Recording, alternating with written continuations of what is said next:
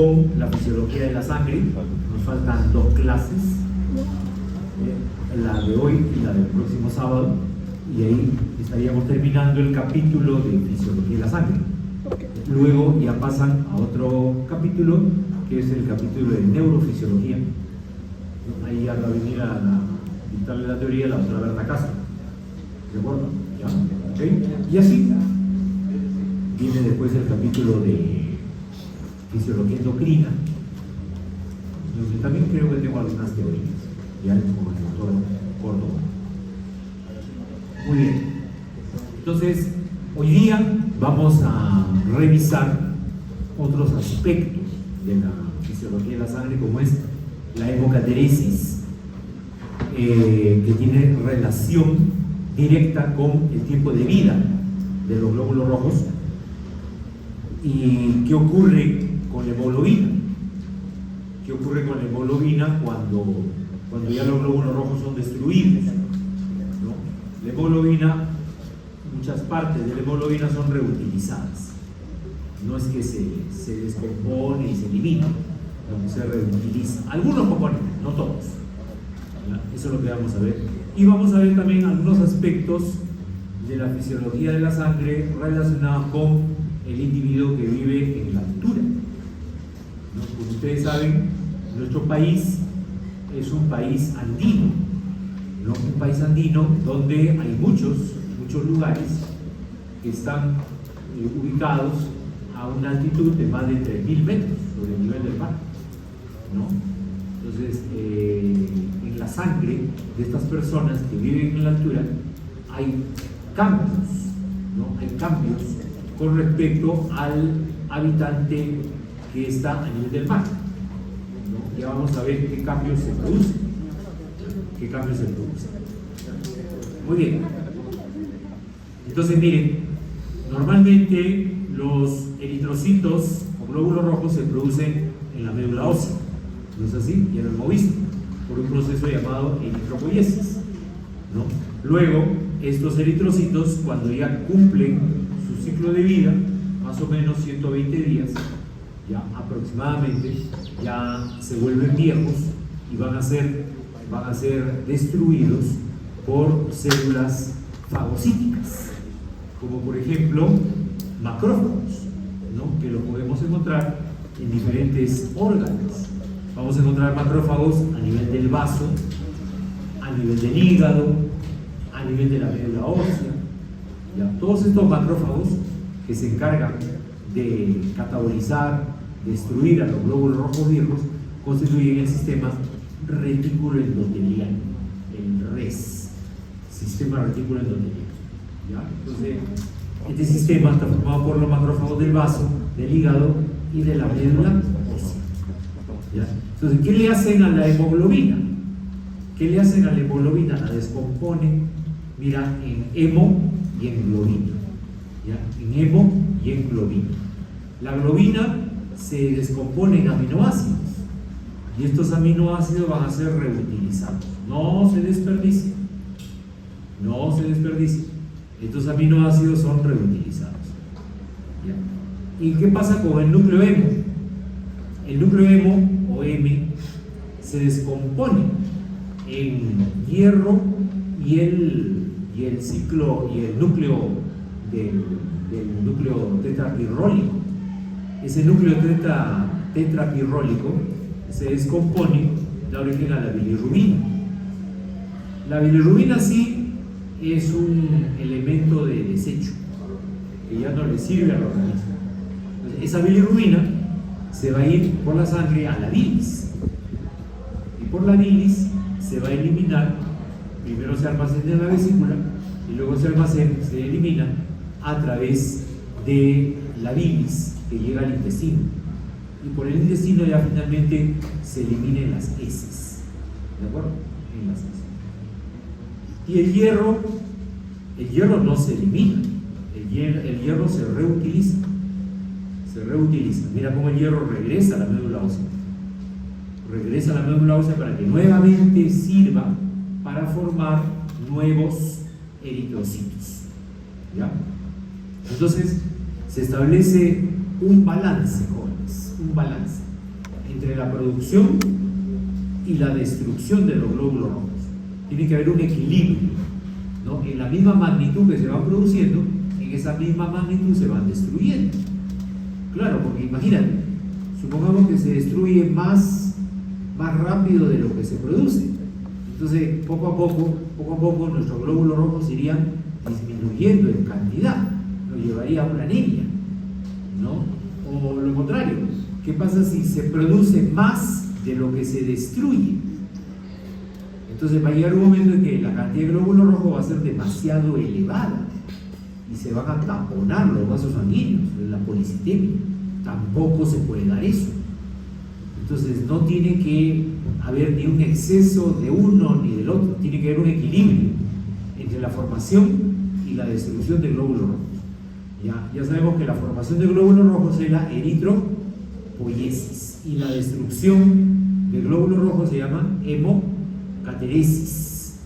Hemocateresis es una hemólisis fisiológica, pues es una destrucción de glóbulos rojos, pero fisiológica. Cuando esa hemólisis fisiológica se realiza pero en una tasa muy acelerada, demasiado acelerada, más de lo normal, entonces ahí sí se convierte en una enfermedad que se llama anemia hemolítica. En las anemias hemolíticas este proceso de hemocateresis o hemólisis está demasiado acelerado. Demasiado acelerado. ¿Ok? Y bueno, volviendo al tema de la bilirrubina es una sustancia de desecho. Ya no le sirve al organismo, para nada. Entonces tiene que ser eliminada. Y las formas de eliminación es, ya dijimos, a través de las heces o también a través de la orina. Cuando se elimina por la orina, forma la urobilina que le da color a la orina. Y cuando se va por las heces, la bilirrubina se transforma en estercobilina. Y la estercobilina es la que le da color a las heces. ¿De acuerdo? Da color a las heces. En las anemias hemolíticas, como les había comentado, esta producción de bilirrubina entonces se encuentra también incrementada. Hay mucha destrucción de glóbulos rojos, entonces hay mucha producción de bilirrubina, más de lo normal. Entonces cuando se produce más bilirrubina de lo normal, ¿qué va a ocurrir? Que ya una parte se va por la bilis, pero otra parte se comienza a ir a la piel. La bilirrubina tiende a irse a la piel cuando esté en exceso, solo cuando esté en exceso. Se va a la piel y a las mucosas. Entonces la persona, como la bilirrubina es un pigmento de color amarillo verdoso, ¿no? La persona el paciente comienza a tener una coloración amarillenta de la piel, ¿no? Una coloración amarillenta de la piel. Ese signo, ¿cómo se llama? Eso se llama ictericia. Así es, ictericia. En todas tus prácticas hospitalarias te dice el médico, mira ese paciente, mira, tú lo vas a ver amarillo. Primero la conjuntiva es lo primero que se pone amarillo, luego la piel de la cara y así. Entre más bilirrubina tiene en la sangre, la ictericia se disemina más en el cuerpo. Entonces tú lo vas a ver amarillo al paciente, su paciente con ictericia. Si tiene ictericia y además tiene anemia, entonces estamos pensando en una anemia hemolítica. ¿De acuerdo? ¿Ya? Muy bien. Entonces miren cómo, fíjate acá, los glóbulos rojos, cuando son lisados en el sistema reticular endotelial, liberan la hemoglobina libera al hemo y a la bilirrubina. A partir de él, la bilirrubina viaja por la sangre, llega al hígado. En el hígado se conjuga y va a tener dos vías de eliminación. Una es a través de la orina, para ello se van los riñones y se elimina a través de la orina. Y en la orina se transforma en urobilina. Y esta urobilina es la que le da el color amarillo a la orina. ¿Okay? Pero otra vía es cuando la bilirrubina se sale del hígado por la bilis. Se almacena en la vesícula biliar y luego sale al duodeno, ¿no? Dentro de la bilis. Y esta bilirrubina circula por el intestino, llega a la parte del recto, del colon sigmoides, y acá la bilirrubina se transforma en estercobilina, que va a dar color a las heces. Hay otra transformación. La bilirrubina también se transforma en urobilinógeno a nivel del intestino, y este urobilinógeno también se va a los riñones. Se va a los riñones y se transforma también en urobilina para dar color a la orina. Ya. Entonces, miren acá cómo se forma la hemoglobina. Esto lo traemos de la clase anterior. La clase anterior vimos cómo se forma la hemoglobina a partir de la glicina, que es un aminoácido, y de la succinilcoenzima A, que es un producto del ciclo de Krebs. Se forma el ácido alfa delta aminolebulínico, el ácido delta aminolebulínico. Sobre este ácido delta aminolebulínico actúa una enzima que se llama la porfirinógeno sintetasa y se forma el porfobilinógeno. ¿Ya? El porfobilinógeno se transforma en uroporfibrinógeno,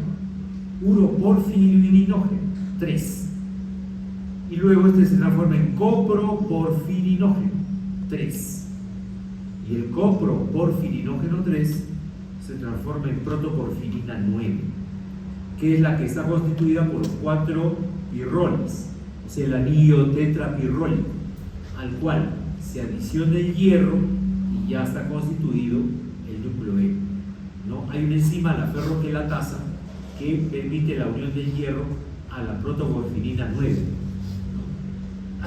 Y bueno, esta es la ruta de formación del núcleo M, ¿no? Y acá hay un elemento que es el plomo.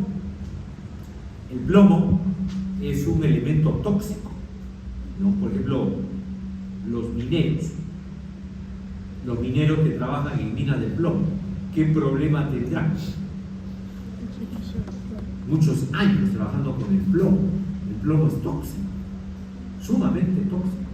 Entonces, ¿qué cosa ocasiona el plomo que se acumula en mi cuerpo? ¿Ah? ¿Qué problema voy a tener? ¿Ah? Fíjate cómo el plomo interfiere, ¿no? Mira, acá interfiere con esta enzima y también acá interfiere con esta otra enzima. Entonces el plomo impide que se forme el núcleo hemo. Y al impedir que se forme el núcleo hemo, impide que se forme la hemoglobina, ¿no? Y al impedir que se forme la hemoglobina, ¿qué pasará con la persona? Se vuelve anémica. Claro, o sea, hay una anemia severa por la intoxicación con plomo. ¿De acuerdo? Okay. Lo contrario ocurre con la hipoxemia. Si nosotros nos vamos a la altura, ya empezamos a hablar de la altura, ¿no? Por ejemplo, te vas a Huancayo, ¿no? Te vas a Huancayo, Huancayo está por encima de los 3.000 metros sobre el nivel del mar, ¿no? Entonces, porque si te vas a una altura, por ejemplo, de 1.000 metros, no pasa nada, 2.000 metros, tampoco, no pasa nada. Tienes que irte a una altura de más de 3.000 metros sobre el nivel del mar para que recién se vea un efecto, ¿ya? Para que recién se vea un efecto. Entonces, yo me voy a Huancayo, por ejemplo, ¿no? Me voy a Huancayo, me quedo ahí un tiempo, ¿no? Porque si te vas un día, 2, tampoco no pasa nada. No pasa nada. Tienes que quedarte unos días, digamos una semana. ¿Ya? Te quedas una semana. Entonces, ¿qué va a ocurrir? En la altura, jóvenes, sabemos que existe una hipoxia, ¿no? Hay una hipoxia, porque la cantidad de oxígeno que hay en el aire es menor, hay menos oxígeno en el aire. Entonces, esa hipoxia conlleva a una hipoxemia. ¿Qué cosa será hipoxemia? Hipoxemia es disminución de oxígeno en la sangre, Entonces, si hay disminución de oxígeno en el aire, obviamente no entra la cantidad de oxígeno adecuada a mi sangre y por consiguiente también se va a producir una hipoxemia. ¿De acuerdo? ¿Ya? Al haber una hipoxemia, eso es peligroso. Eso es peligroso porque las células no están recibiendo la cantidad de oxígeno necesaria. Por ejemplo, las neuronas, las células del cerebro, no están recibiendo la cantidad de oxígeno necesaria. Entonces, ¿qué va a ocurrir? El organismo, nuestro cuerpo, tiene que echar a andar mecanismos compensatorios. Tenemos que hacer algo para compensar eso. Entonces, ¿qué hacemos? Fíjate, la hipoxemia va a estimular los órganos, al hígado y al riñón, sobre todo al riñón, ¿ya? Sobre todo al riñón. Y va a responder produciendo ¿qué cosa? La EPO. ¿Qué cosa es la EPO? La EPO es la eritropoyetina, es una hormona, la eritropoyetina. ¿Ya? Y esta eritropoyetina, ¿a dónde se dirige? A la médula ósea. ¿Y qué hace? Estimula la producción de glóbulos rojos. A más eritropoyetina, más producción de glóbulos rojos. Y a más hipoxemia, mayor producción de eritropoyetina. Entonces, en consiguiente, entre más hipoxemia haya, habrá mayor cantidad de producción de glóbulos rojos en la sangre. ¿Ya? ¿Okay? Cuando ya se alcanza una cantidad alta de glóbulos rojos, ya dice, bueno, ya, ¿sabes qué? Ya le dice al riñón, por eso acá hay un signo negativo, ¿sabes qué? Ya hay una buena cantidad de glóbulos rojos, ya ahí no más. Le dice al riñón, ahí no más, ya no produzcas más eritropoyetina. Ahí no va, suficiente, ¿no? Porque si esto sigue, se sigue produciendo más y más eritropoyetina, la cantidad de glóbulos rojos se incrementaría ya demasiado. Y eso es también, es perjudicial, porque se taponan los vasos sanguíneos. Entonces, se elevan, pero hasta la cantidad necesaria, ¿no? Dentro del riñón encontramos el aparato yuxtaglomerular. ¿Ya? Las células de este aparato yuxtaglomerular son las encargadas de producir la eritropoyetina. ¿Ya? La eritropoyetina.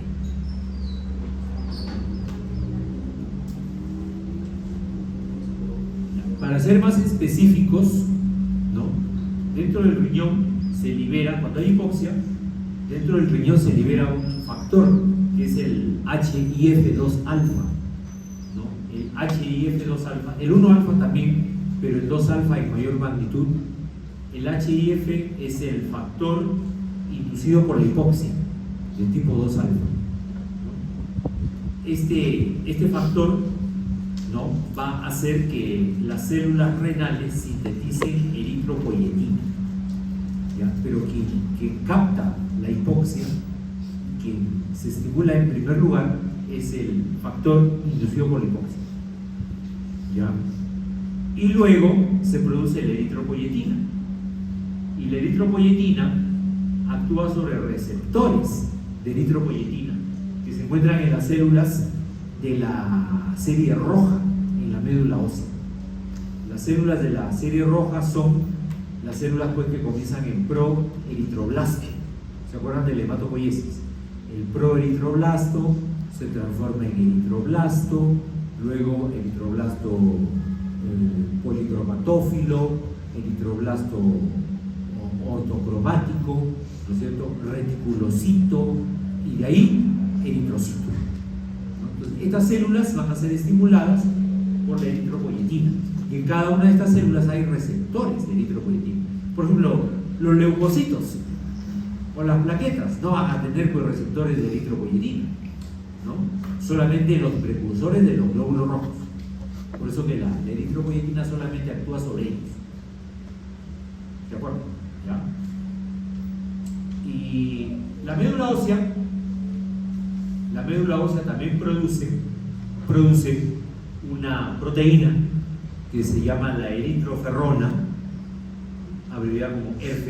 La eritroferrona es una proteína que sale de la médula ósea y se va al hígado. Y su función es disminuir la cantidad de hepcidina. Disminuye la producción de hepcidina. ¿De acuerdo? ¿Y qué cosa es la hepcidina? La hepcidina es una hormona producida por el hígado cuya función es cerrar al transportador de hierro. Hay un transportador de hierro que se encuentra en las células intestinales, la transportina, ¿sí? La ferrotransportina. Y esta ferrotransportina normalmente se ve inhibida por la hepcidina. La hepcidina cierra a la ferrotransportina. De esa manera el hierro ya no puede entrar a la sangre y se queda almacenado en la célula intestinal. Se queda almacenado, ya no pasa a la sangre.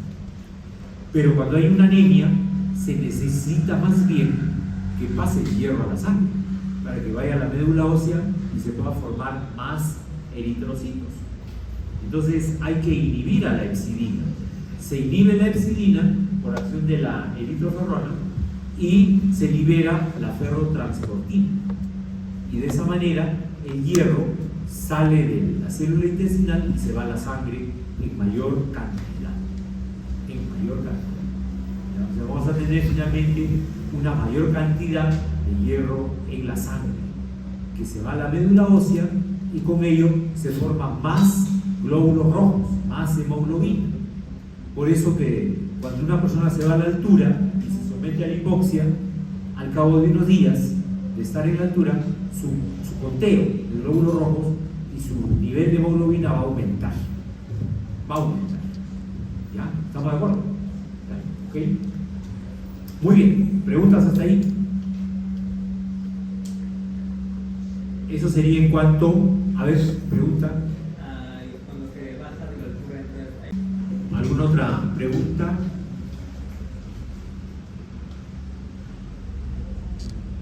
Ok, entonces vamos a pasar a otro punto que vamos a revisar hoy día, que son los leucocitos.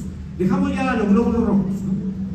Dejamos a los glóbulos rojos, dejamos a la hemoglobina, ya hemos revisado hemocateresis, fisiología de la altura, y ahora vamos a pasar a leucocitos, que son los glóbulos blancos, leucocitos, ¿no?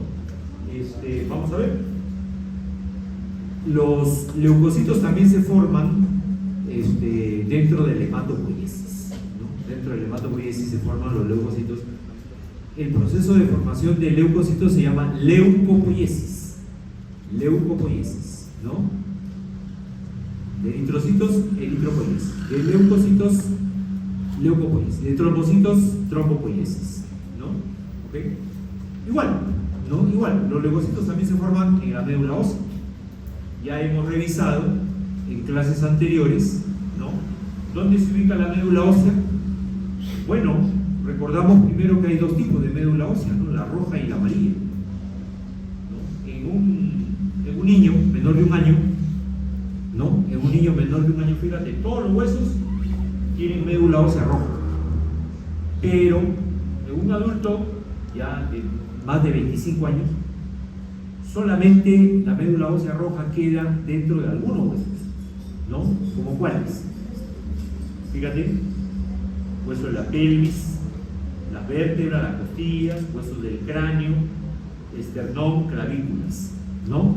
Y el resto de huesos tiene médula ósea amarilla.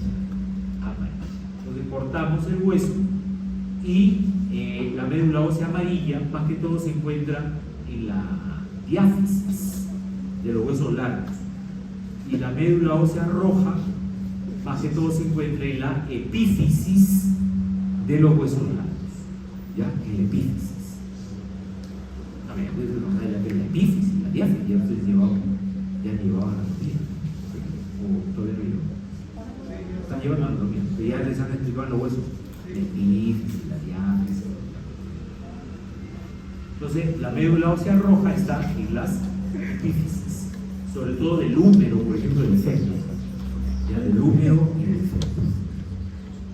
Y y la médula ósea amarilla en la diáfisis. En la diáfisis. Ya.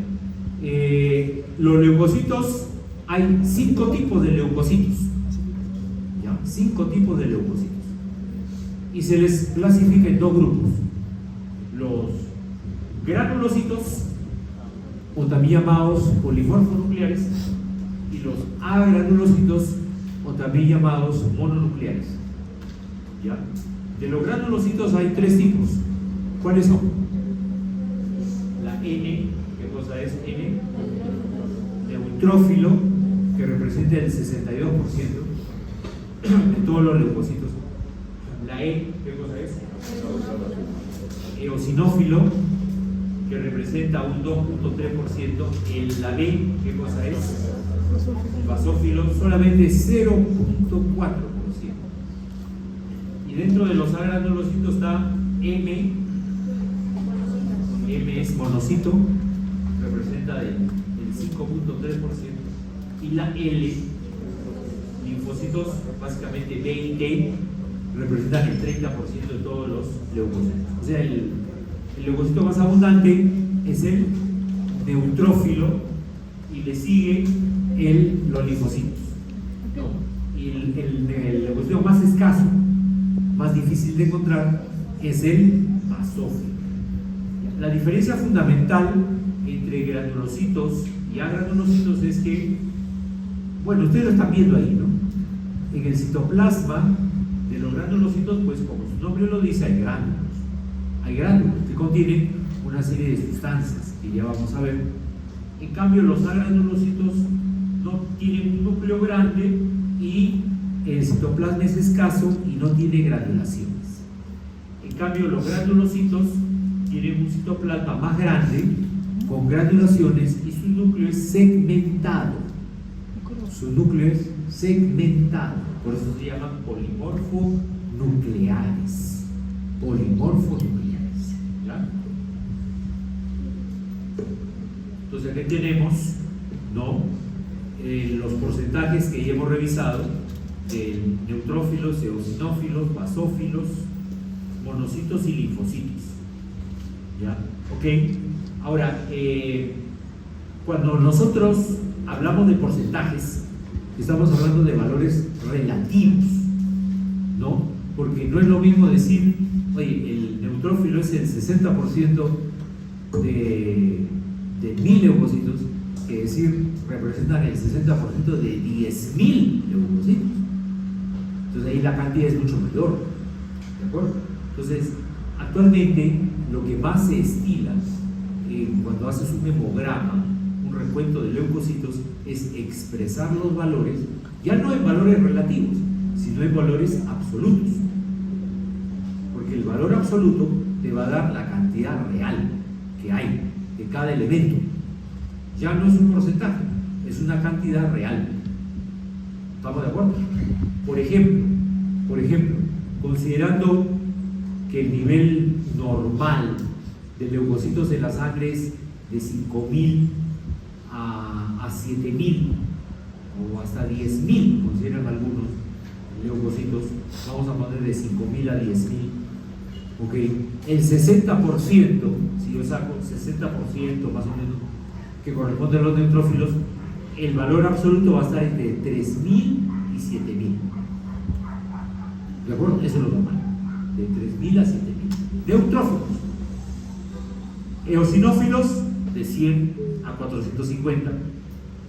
Basófilos de 0 a 100. Monocitos de 100 a 600 y de linfocitos de 1000 a 3000. Entonces, si yo, por ejemplo, en un hemograma veo que el valor absoluto de neutrófilos, por decirte, es 9000, entonces ya está por encima de lo normal, y eso se llamaría una neutrofilia. El sufijo filia significa aumento, ¿ya? Aumento. Para el caso de los granulocitos se utiliza el término filia, neutrofilia, eosinofilia, porque basofilia. Pero para los agranulocitos se utiliza el sufijo citosis. O sea, si por ejemplo hay un aumento de monocitos, no vas a decir monofilia. No, eso no existe. Se dice monocitosis. ¿Ya?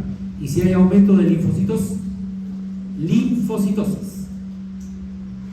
¿Estamos de acuerdo? ¿Ya? ¿Ok? ¿Ya? Muy bien. Ahora, recordando un poquito la hematopoiesis. ¿Se acuerdan de la hematopoiesis? ¿No? La célula madre. ¿Se acuerdan de la célula madre?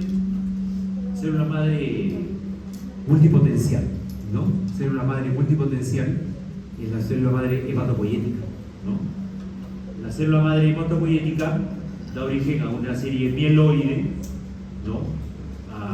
Previamente a la serie mieloide se puede formar la unidad formadora de colonias esplénicas.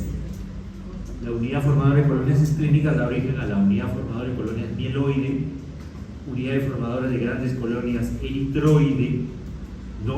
Y la unidad formadora de pequeñas colonias. ¿Ya? ¿Ok? Estas son las células progenitoras. ¿Se acuerdan que ya revisamos la hematopoiesis? ¿No? Las células progenitoras.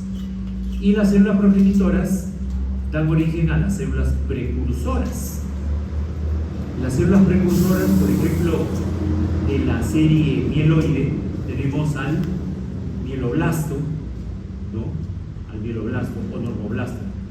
En la serie eritroide tenemos el proeritroblasto o pronormoblasto.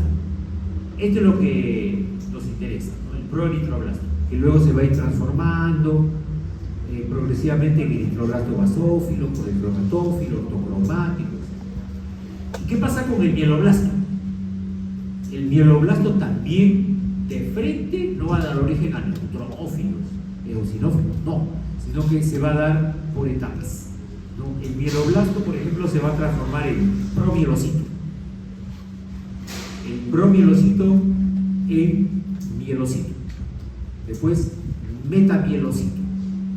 Y de ahí el neutrófilo juvenil. Y de ahí recién el neutrófilo segmentado. O sea, la leucopoiesis también tiene varias etapas. No es así directo, como figura acá. ¿Ok? Tiene varias etapas. ¿No? Acá, nuevamente, mira, la célula madre hematopoietica, ¿no? Origina la serie mieloide, que da origen a megacardioblasto, eritroblasto, mieloblasto. Y la serie linfoide da origen al linfoblasto. A partir del linfoblasto se originan los linfocitos. Y el resto de leucocitos, monocito, neutrófilo, eosinófilo y basófilo, a partir del mieloblasto. A partir del mieloblasto. ¿Ya? Entonces, mira, vamos a ver un poquito más cómo es esta secuencia de la leucopoiesis. Todo comienza en el mieloblasto, ¿no? ¿Qué cosa era el mieloblasto? Era la célula precursora, ¿no?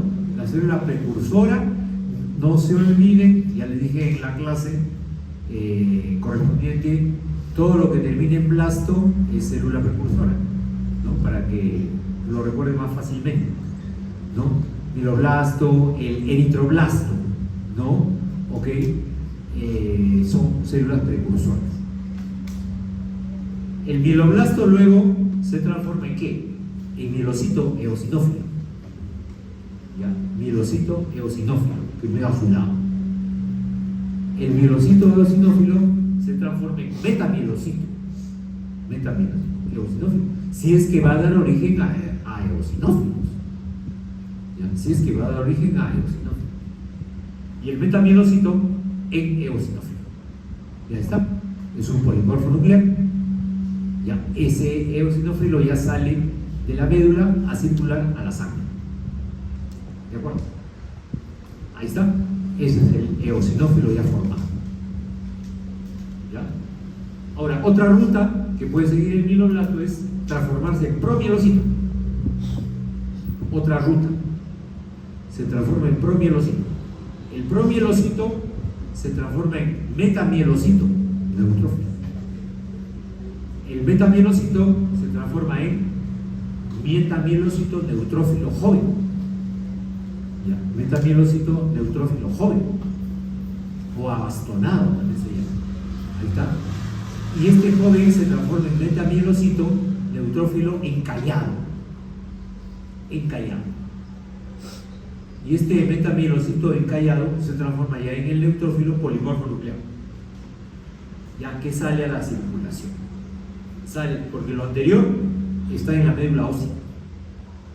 Y cuando ya está en la célula madura, recién sale a la circulación.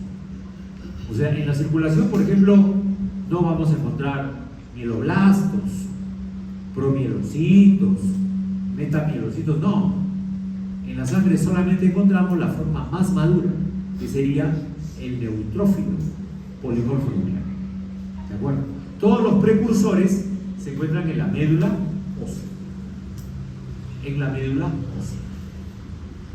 Ahí está, el neutrófilo polimorfo nuclear, que normalmente tiene de 3 a 5 segmentos en su núcleo. Otra ruta que sigue el mieloblasto, ¿cuál es? Mira, transformarse en mielocito basófilo y luego en basófilo polimorfo nuclear. Ahí está. De esa manera, jóvenes, miren, ya se forman los 3 tipos de polimorfos nucleares: el neutrófilo, el eosinófilo y el basófilo. Todos se originan a partir de una misma célula precursor, que es el mieloblasto. ¿Ok? Cuando yo, por ejemplo, le saco una gota de sangre a una persona, ¿no? Les traigo sangre venosa y lo extiendo en una lámina, mira, lo extiendo en una lámina, luego dejo secar y lo veo al microscopio, ¿qué veré? No veo nada, no se ve nada. Entonces, ¿qué cosa hay que hacer? A esa gota de sangre que ya haces una extensión, ¿no? Con otra lámina, mira, ¡zum!, se hace una extensión de la gota, ¿no? Se hace una extensión de la gota. Es como cuando tú echas cera, ¿no? Al piso, dejas caer una gota y le extiendes, ¿no es cierto?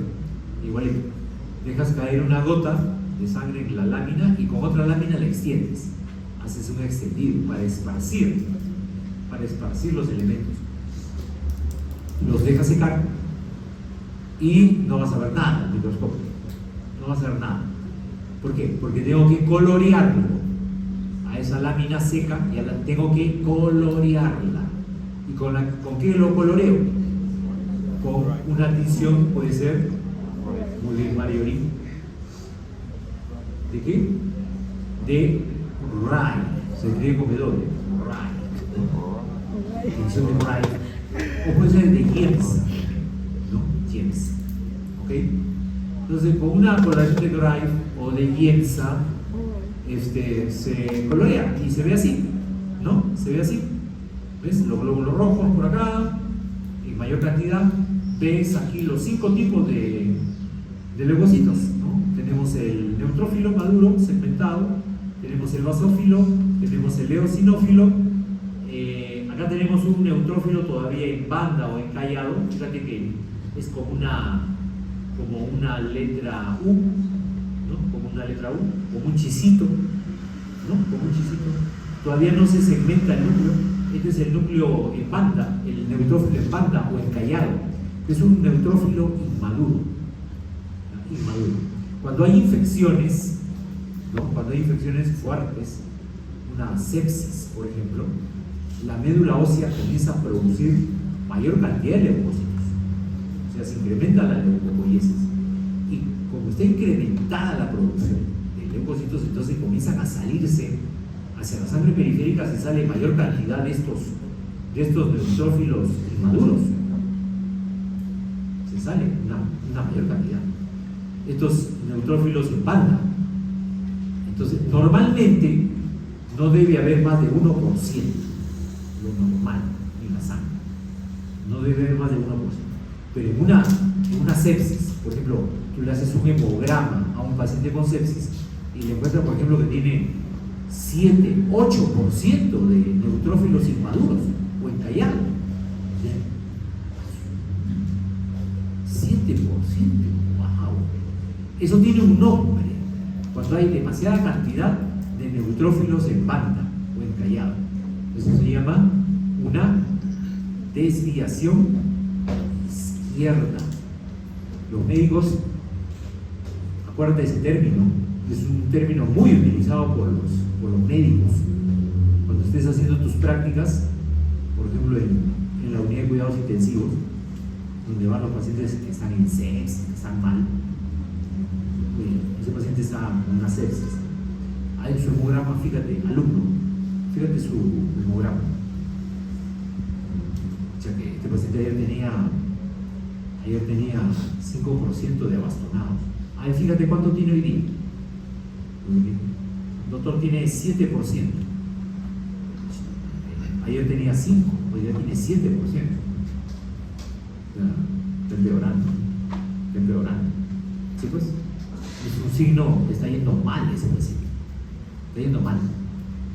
Entonces, te dice, a ver, el alumno, te dice la Ricardo Pablo.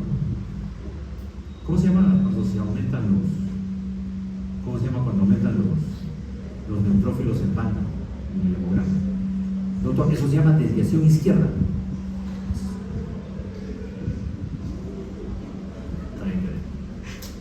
Muy bien, alumno. No te olvides ese término, desviación. Este paciente está con desviación izquierda. Ya sabes a lo que se refiere. ¿Verdad? Bueno, otro estudio que podemos hacer es el aspirado de la médula ósea, aparte de la sangre periférica. Muchas enfermedades de la sangre no se pueden diagnosticar solamente con un hemograma o viendo la lámina periférica. No, tenemos que ir más allá. Tenemos que, por ejemplo, hay pacientes que, por ejemplo, una leucemia. Vamos a suponer, un paciente con leucemia, en un principio de su enfermedad, dice, doctor, no sé qué me pasa, estoy cansado, me siento débil. Le hacen un hemograma, vamos a ver, hacemos un hemograma y está con anemia, pero nada más, no sale otra cosa. Sus glóbulos blancos salen bien, sus plaquetas salen bien. Entonces, ¿tendrá leucemia? Bueno, el médico de repente no piensa en leucemia, porque solamente ve en el hemograma que hay solo una anemia. Entonces dice, este paciente se siente cansado, débil, porque, bueno, tiene anemia, pues. Entonces hay que tratar la anemia. Le vamos a dar su sulfato ferroso, le toman sulfato ferroso y vienes en un par de meses. Regresa el paciente en un par de meses, peor, doctor, ya, mire, no solamente tengo anemia, sino que me salen puntos rojos en la piel y últimamente he hecho una neumonía, estoy haciendo bronquitis, estoy haciendo infecciones. Qué raro. A ver, hagamos otro hemograma. Hace otro hemograma y, bueno, la anemia sí es mayor, por ejemplo, tenía 10 de hemoglobina, ahora tiene 8. No puede ser. Ha empeorado. A pesar, ¿estás tomando tu sulfato ferroso, vendedor? Sí, doctor, todos los días lo tomo. O sea, acá hay algo raro. Entonces, el doctor piensa, me estoy dando sulfato ferroso y no mejora la anemia. Al contrario, ha empeorado. ¿Y te alimentas bien? ¿Come bien? Sí, doctor, como bien. Hay algo más. Pero en el hemograma solo veo anemia, los leucocitos normales, las plaquetas normales. Entonces, ¿qué hago? Vamos a hacer, le dice al paciente, ¿sabes qué? Vamos a llegar al fondo de tu caso. No es normal que una anemia tú le des tratamiento y no mejore. Entonces, además tienes fiebre, tienes puntos rojos en la piel, tienes infecciones, hay otra cosa más. Entonces, te vamos a hacer un aspirado de médula ósea. Pucha, doctor, ¿cómo es eso? Me dicen, no se pase. Es necesario, señor, señorita, es necesario, ¿no?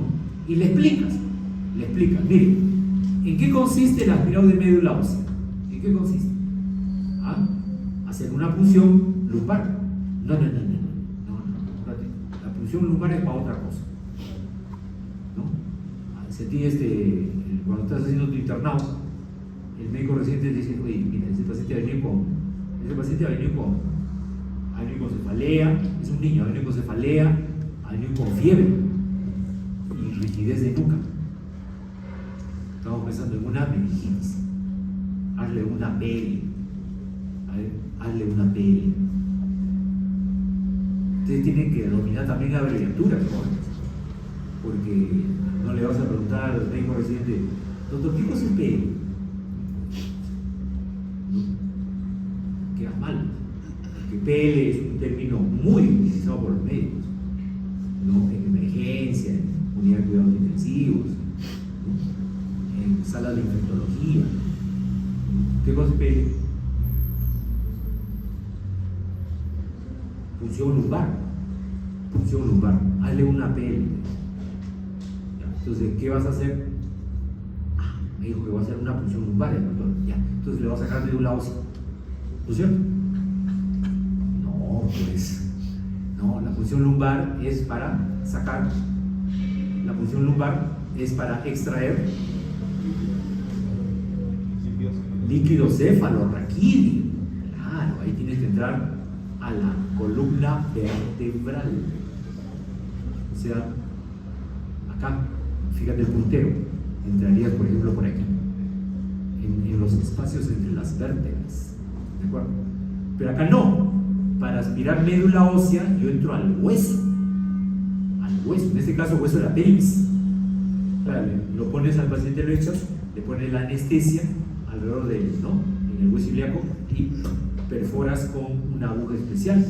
Mira la aguja cómo penetra hasta donde está el hueso esponjoso, y ahí en el hueso esponjoso, en estos espacios del hueso esponjoso, ahí está la médula ósea, la roja. La amarilla no, pues la amarilla no nos sirve de nada. Pues la amarilla tú aspiras y ves solamente células adiposas, grasa, no nos sirve de nada.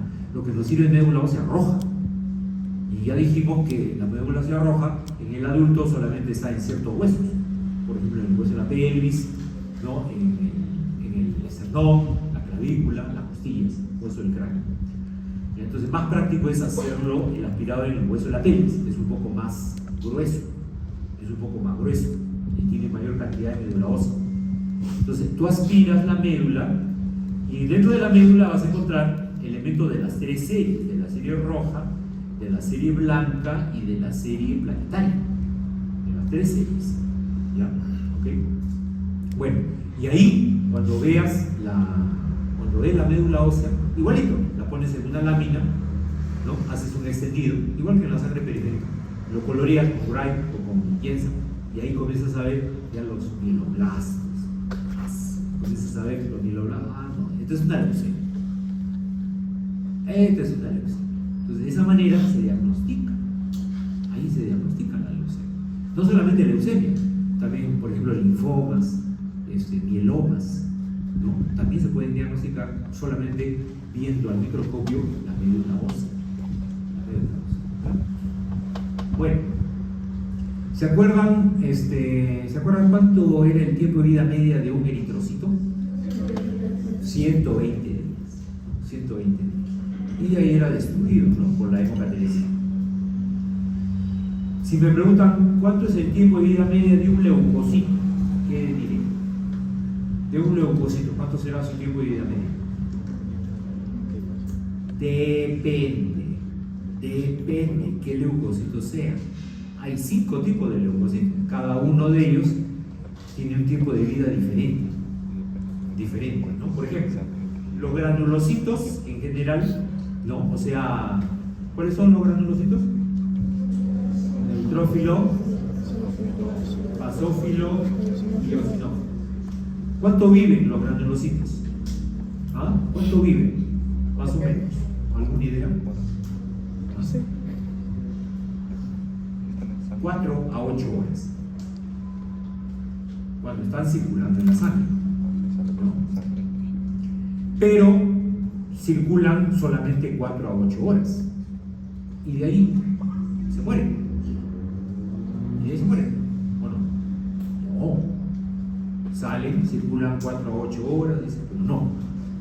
Yo no voy a quedarme acá en la sangre, dicen los granulosos. Yo no voy a quedarme acá. Bueno, voy a estar 4 a 8 horas, pero de ahí me voy a ir. ¿Me voy a ir a dónde? A los tejidos.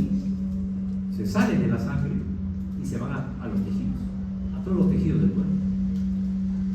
¿Para qué? Para que cuando ingrese algún patógeno, alguna bacteria, ¿no? Algún virus, ¿no? Que puede entrar por cualquier tejido del cuerpo, entonces ahí ya en ese tejido ya hay leucocitos que están atentos para defendernos, ¿no? Porque son células de defensa, para defendernos contra estos agentes extraños. Y ya cuando salen a los tejidos, ¿no? Cuando salen a los tejidos, ¿cuánto tiempo viven ya estando en los tejidos? Muy bien, de 4 a 5 días. ¿Ya? Después de ese tiempo ya también ya desaparecen, mueren. ¿Ya? Y si tienen que enfrentarse a bacterias, mueren antes. Es como el soldado de la acción. Sí, ¿no? Claro, muerto en acción. Si te enfrentas a una bacteria, la fagocita, pero también el neutrófilo, mueren los dos. Mueren los dos, la bacteria y el neutrófilo. Por eso se forma la pus. Claro, cuando hay una infección fuerte se forma pus, ¿sí o no? ¿Qué cosa es la pus? La pus es un conglomerado de bacterias muertas y neutrófilos muertos. Eso es producto de una batalla que ha habido ahí, una guerra. Todos los muertos han. ¿De acuerdo? ¿Ya? ¿Ok? Los monocitos. Los monocitos, ¿cuánto tiempo vivirán? Me parece que un poco más, ¿no? ¿Sí? ¿Cuánto? Muy bien, 10 a 20 horas. 10 a 20 horas. Igual, todos salen primero salen a la circulación. Ninguno va a salir de frente a los tejidos. No, de la médula ósea, todos los leucocitos salen de frente primero a la circulación. Ahí están unas horas y de ahí se van a los tejidos. ¿Ya? El detalle, ¿los monocitos se van a los tejidos o no? Sí, también. Solamente que los monocitos cuando se salen a los tejidos cambian de nombre. Y se van a llamar macrófagos. ¿Ya? O sea, cuando está en la sangre se llama monocito. Y cuando sale a los tejidos cambia de nombre y se llama macrófago. Como ya dije, hay macrófagos en diferentes lugares, ¿no? Hay macrófagos en el vaso, en el hígado, ¿no? En la médula ósea, hay macrófagos en el pulmón, hay macrófagos en el cerebro también, ¿sí o no? Las microglías, ¿han estudiado? Las microglías son macrófagos que están en el sistema nervioso, ¿ya? Y ahí sí, los macrófagos en los tejidos ya pueden vivir muchos meses, son de vida más larga, ¿de acuerdo? Y tienen mayor poder de fagocitosis que los neutrófilos. Pero ¿quién sale primero cuando entra una bacteria? ¿Quién sale primero? La primera línea de defensa. ¿Cuáles son? Los neutrófilos, ¿no? Los neutrófilos. Eso es por decir la infantería, sale primerito. Y suponte que ya las bacterias son muchas bacterias le ganaron la batalla a los neutrófilos. Entonces sale la caballería, que es la segunda línea de defensa. Ya más fuertes. ¿Quiénes son? Los macrófagos. Los macrófagos son la segunda línea de defensa, con mayor poder de fagocitosis. Mayor, eso sí ya destruye. Bueno, puede ser también que ya las bacterias sean tantas, también destruyen a los macrófagos, puede ser. Y ahí si entras en sepsis, ya haces una infección generalizada. Te ganaron. Las bacterias te ganaron. ¿Ok? ¿Y los linfocitos cuánto tiempo viven? ¿Sabes? Más tiempo. Semanas, claro, semanas. Y algunos meses. Y se han visto linfocitos jóvenes que han vivido años de años. Hay unos linfocitos especiales especiales. No todos, pero hay unos linfocitos especiales que viven años de años. ¿Así? ¿Sí? Y esos linfocitos se llaman linfocitos memoria. Linfocitos memoria. Los linfocitos memoria, cuando se revise la parte de inmunología, ¿no? Otro capítulo del curso, ¿no? Se va a estudiar que cuando ingresa un virus, por ejemplo, a tu cuerpo, ingresa un virus por primera vez, ¿no? Tú no tienes anticuerpos todavía contra ese virus, ¿no es cierto? Porque es la primera vez que ingresa. Es la primera vez que ingresa. Entonces, cuando no tienes anticuerpos, te agarra y te produce todos los síntomas psíquicos. Por ejemplo, que entre el virus de la hepatitis. Supongamos, entra el virus de la hepatitis a tu cuerpo por primera vez. Y entonces te hace leña, porque no tienes anticuerpos, no tienes linfocitos contra ese virus nuevo. Se te hace leña, te pones con fiebre, te pones amarillo, haces diarrea, te pones mal. Pero pasa la hepatitis, una semana, te mejoras. ¿Ya? Mejoraste. Después de un tiempo, vuelve a entrar el mismo virus. El mismo virus. ¿Te volverá a dar la hepatitis? O de repente te da una forma más leve, ¿no? ¿O no? O te puede volver a dar igual. O de repente con mayor intensidad. ¿No? Ya no te da nunca más. Nunca más. Una persona, por ejemplo, que tuvo hepatitis A, solamente lo tiene una vez en la vida. Nunca más volvió a tener hepatitis. ¿No? Claro, hay otros tipos de hepatitis. Tal vez.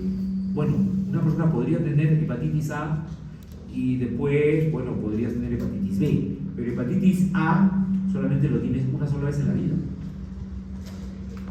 Así es. Nunca más te va a dar hepatitis A. ¿Por qué?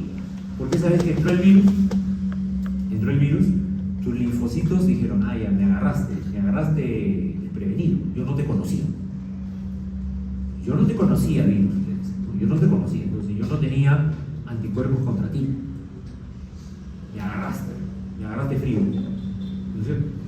Pero el tiempo que estuviste en mi cuerpo, el tiempo que estuviste los 7 días, yo ya aprendí a producir un anticuerpo contra ti, ya aprendí. Ya vi tu estructura, ya diseñé un anticuerpo. Entonces, cuando ya pasó la enfermedad y cuando regreses, no. Si regresas, ya estoy preparado. Contra ti ya te reconocí. Tú has regresado. Entonces, ya tengo anticuerpos contra ti. ¡Bum! Le manda como un misil. ¡Bum! Ya lo neutraliza al toque. Así es. Los anticuerpos neutralizan a los antígenos y ya no se produce nunca más. Las veces que ingresen, ya no se produce nunca más. ¿De acuerdo? Esos linfocitos, ¿cómo se llaman? Linfocitos memoria. Entonces, en esos linfocitos memoria se guarda esa programación de ese anticuerpo contra ese virus. Habrá linfocitos memoria, por ejemplo, para ese virus, para la hepatitis. Cada vez que ingrese un nuevo virus, se forman nuevos linfocitos memoria para ese nuevo virus. ¿Ya? ¿Estamos de acuerdo? Y esos viven años. Ese mismo efecto se logra con las vacunas. Con la vacuna. Por ejemplo, en el COVID, ¿no? ¿Usted se vacunó contra el COVID? No. ¿Cuántas dosis ha recibido? 3. Mario, ¿usted cuántas vacunas ha recibido? 3. Delegado. 3. Bueno, yo recibí 5. Perdón.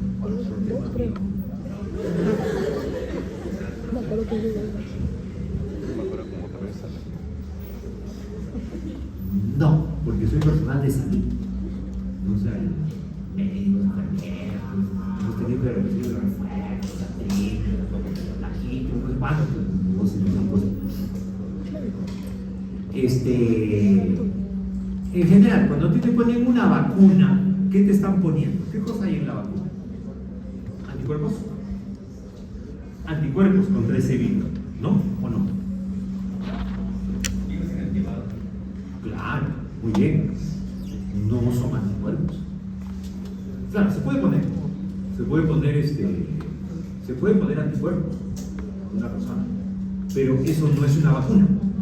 Si a ti te ponen anticuerpos de otra persona, eso se llama un suero inmune. Un suero inmune. Eso se intentó hacer en la pandemia. Se intentó hacer, sin mucho éxito, pero se intentó. O sea, se le sacaba sangre, ¿sabes a quién? A aquellas personas que habían tenido un COVID de una forma severa, que habían estado en cama UCI y habían superado la enfermedad. Después que ya superaron la enfermedad, se les hacía dosajes de anticuerpos en su sangre.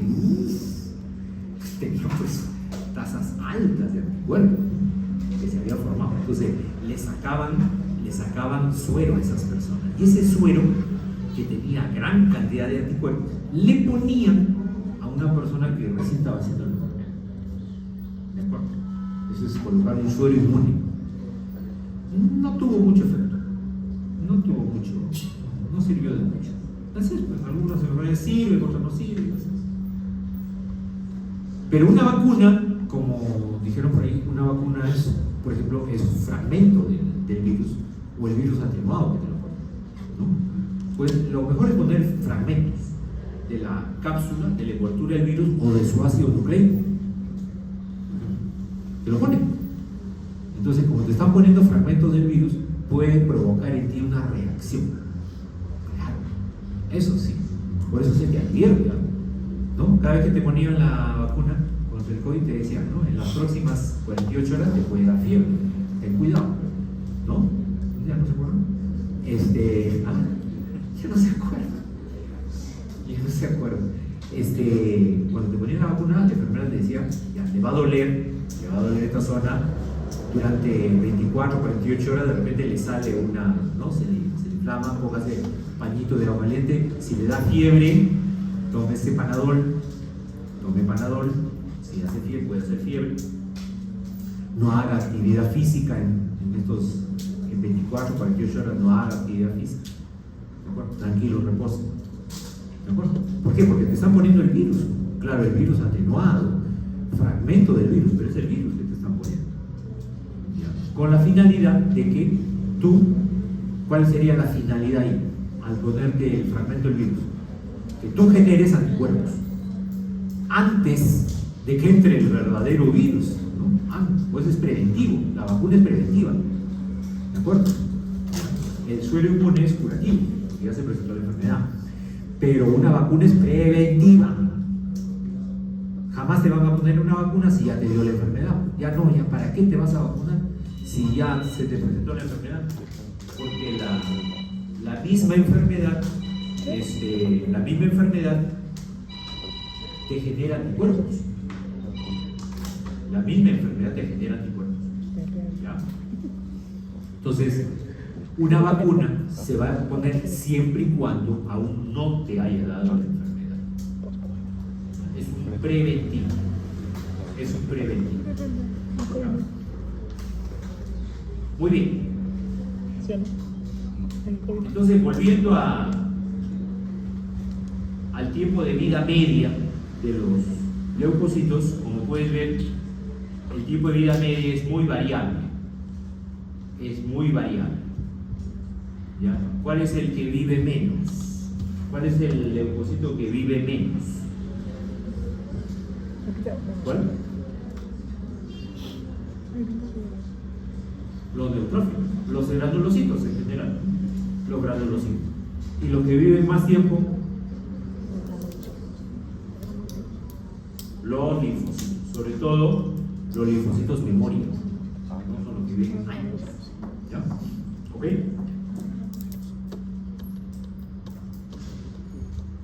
Existe un término que se llama leucocitosis.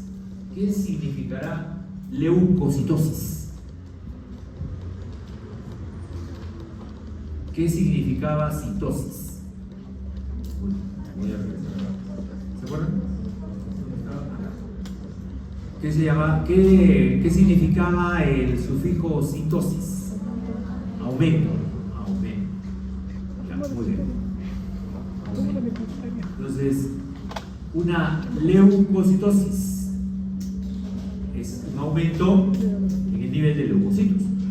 Lo normal, ¿cuánto es? Leucocitos debe haber entre 5.000 a 10.000. De 5.000 a 10.000 en sangre periférica. ¿Ya? ¿Qué pasa si hay más de 10.000? Por ejemplo, 12.000, 15.000, 20.000. Eso es una leucocitosis. Y si hay menos de 5.000, por ejemplo, 4.000, 3.000, ¿cómo se llamará? Muy bien, leucopenia. Leucopenia. Leucopenia. Muy bien. Entonces, cuando hay una leucocitosis, ¿no? Cuando hay un incremento en el número de leucocitos, por ejemplo, le haces un hemograma a un paciente. Un hemograma, te sale 15.000, 18.000. ¿Qué molestias tiene? Mucha doctor, me siento mal. Estoy con tos. Espector, me duele el pecho. Siento falta de aire. ¿Está con fiebre? Sí, doctor. Siento tengo fiebre. Le haces un hemograma, te sale 18.000 leucocitos. Entonces, ¿en qué estarías pensando? Una infección. En este caso, una infección respiratoria, una bronquitis. Puede ser, ¿no? Hasta una neumonía podría ser. ¿De acuerdo? ¿Ya? Pero hay casos en los cuales la leucocitosis se da en situaciones fisiológicas. En situaciones fisiológicas. O sea, no estando enferma una persona. ¿En qué situaciones será? ¿En qué situaciones será? Ahí piensen. ¿Cuándo habrá leucocitosis sin que estemos enfermos? Dicho sea de paso, cuando es una leucocitosis fisiológica, las elevaciones no son tampoco muy grandes. No vas a tener 18.000, 20.000 leucocitos. No. Cuando son leucocitosis fisiológica, el incremento, por decir, es 11.000, 12.000 nomás. O sea, siempre es menos de 15.000. ¿Estamos de acuerdo? Siempre es menos de 15.000. Si es más de 15.000, ya no vas a pensar pues, en leucocitosis fisiológica. ¿Ok? ¿Qué otro detalle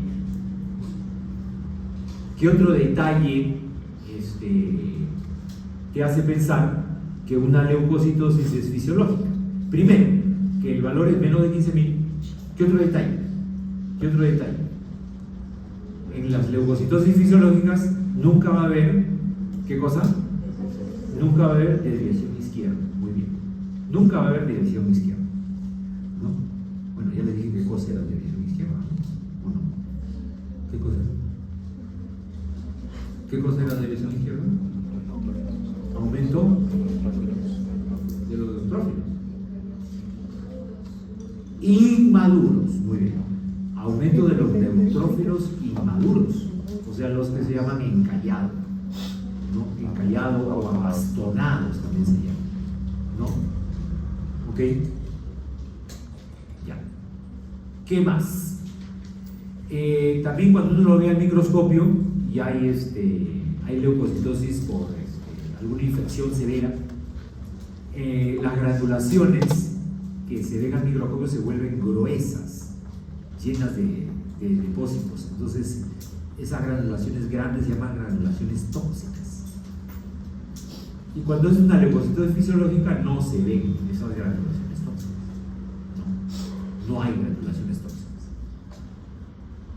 ¿Qué más? Cuando hay leucocitosis fisiológica hay presencia de eosinófilos. ¿Ya? En una sepsis, por ejemplo, los eosinófilos no están ni siquiera presentes, más hay neutrófilos. Bueno, entonces, ¿en qué casos, para conclusión, en qué casos hay leucocitosis fisiológica? En el recién nacido. Si tú le haces un hemograma a un recién nacido, va a tener 18.000 leucocitos, 20.000, ¿no? ¿Está bien? ¿Está bien? Si un recién nacido tiene 18.000, 20.000 leucocitos, tú dices, es fisiológico. No, ahí el médico reciente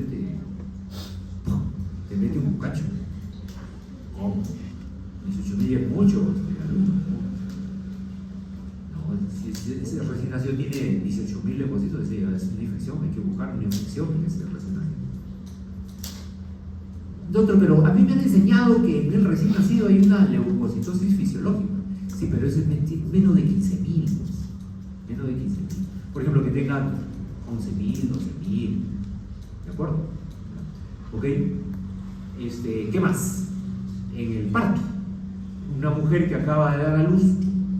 A una mujer que acaba de dar a luz, también le tienes que hacer un hemograma para ver cuánto en el parto se pierde sangre. Entonces hay que ver con cuánto puede haber que quede con una anemia severa, que haya perdido mucha sangre en el parto.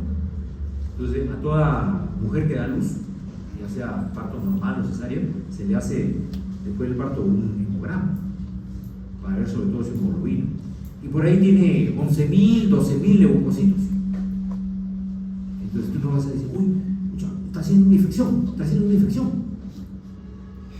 No, hay que saber que después del parto hay una leucocitosis fisiológica y eso va a ir desapareciendo.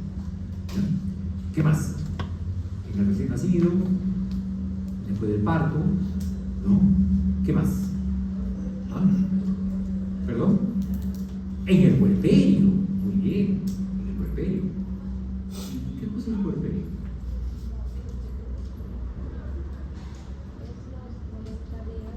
¿Qué cosa es el puerperio? Las horas posteriores al parto. El puerperio, las horas posteriores al parto, pues de 48, 72 horas después del parto. Eso es el puerperio, ¿ya? Donde todavía la madre está eliminando restos, ¿no? de las membranas, la placenta, ¿de acuerdo? Los bloqueos que se llaman, ¿no? Está eliminando. ¿Ya? ¿Qué más? Después de una maratón, ¿te acuerdas de una maratón? ¿Ah? Llegas con la justa, cansado. ¿Qué pasa si en ese momento, al final de la maratón, estás todo cansado? Te hago un hemograma. Los leucocitos pueden estar un poco elevados. ¿De acuerdo? Es una leucocitosis fisiológica. ¿De acuerdo? ¿Qué más? El miedo, ¿no? Un miedo extremo, una depresión, ¿ah? Una depresión, una persona que está con una tristeza muy profunda, pero algo profundo, pues por decir, no va a ser porque el enamorado te deja, sino, por ejemplo, la muerte de una madre, de un padre, de vecino. ¿Ah? Igual dices, igual. No te mates, de cómo sufre cada madre. Bueno, ya, supongamos, para ti es una pérdida muy grande, entonces te hago un hemograma y los leucocitos van a estar un poquito elevados, ¿ya? Porque es un estrés, o sea, en general, todo estrés eleva el nivel de leucocitos, ¿ya? El esfuerzo físico, la depresión, la angustia, el temor, ¿no? Cuando estás un día antes del examen de fisiología, ahí está, un día antes del examen de fisiología, te voy a hacer un hemograma, los leucocitos van a estar un poco elevados, estás con un estrés, ¿no? Emociones, el subir a la altura, cuando vas a la altura baja la hemoglobina, pero suben los leucocitos. El calor o frío extremo también, te vas a una zona muy calurosa o te vas a punto, frío extremo también eso es un estrés. Todo lo que es estrés en general, ¿no? ¿Ya? Ok, entonces mira, esta es una cantidad normal, mira, de leucocitos. Cuando tienen 3 segmentos en el núcleo es normal, pero cuando tienen solamente 2 segmentos o un segmento son los neutrófilos juveniles. Fíjate, mira la parte de abajo. Fíjate, este de acá no tiene segmentos, acá se está recién formando, acá ya tiene 3 segmentos. ¿Se dan cuenta? Acá tiene 4, por eso se llama N4. Tiene 4 segmentos. Hasta 5 segmentos puede tener un neutrófilo. Hasta 5 segmentos. La mayoría de neutrófilos, cuando uno lo ve en el microscopio, estos son neutrófilos segmentados. La mayoría tiene 3 segmentos. La mayoría. Pero si ves de estos y acá, estos sí son neutrófilos abastonados. Entonces, si hay mucho porcentaje de neutrófilos abastonados, aumenta su cantidad, ¿eso qué cosa es? Una desviación izquierda. Y desviación izquierda, ¿en qué se ve? ¿En qué situaciones se ve? Cuando es un proceso infeccioso generalizado, o sea, en septicemias o en leucemias. Por eso, mucho ojo cuando veas neutrófilos inmaduros. Eso no es normal. Y existirá también el término de desviación derecha, así como hay desviación izquierda, también existirá desviación derecha, si hay. ¿Y cuándo será desviación derecha? Desviación derecha es cuando hay más de 5 segmentaciones en el núcleo del neutrófilo. O sea, hemos dicho que hasta 5 es normal, ¿no es cierto? Hasta 5 es normal. Pero cuando tiene más de 5, por fin 6, 7, 8 segmentaciones, eso se llama desviación derecha. Desviación derecha. ¿Y eso existe? Sí. ¿Y en qué caso se ve? ¿En qué caso se ve? Cuando hay déficit de algunas vitaminas. Por ejemplo, déficit de la vitamina B9, que es el ácido fólico, o déficit de la vitamina B12, de la cianocobalamina. ¿Ya? Cuando hay déficit de estas vitaminas, se ve en la sangre de estos pacientes neutrófilos hipersegmentados, se llama. Hipersegmentados. Tienen más de 5 segmentos. Más de 5 segmentos. Desviación derecha. ¿Ya? Desviación derecha. ¿Ok? Muy bien. Bueno, los neutrófilos son células maduras que responden inmediatamente a la infección en la primera línea de defensa. Los monocitos, cuando salen a los tejidos, ya hemos dicho que se transforman en macrófagos. ¿Y cómo salen? ¿Cómo salen de la sangre al tejido? Por diaperesis. Atraviesan la pared del capilar. Se estiran. Y por diaperesis salen. Y se atraen por las sustancias químicas que producen las bacterias, que se llama quimiotaxis. Las bacterias producen sustancias químicas que atraen a estos leucocitos. Ese es quimiotaxis. Quimiotaxis. ¿Ven? Ahí está. La diaperesis, mira cómo se elonga, se estira.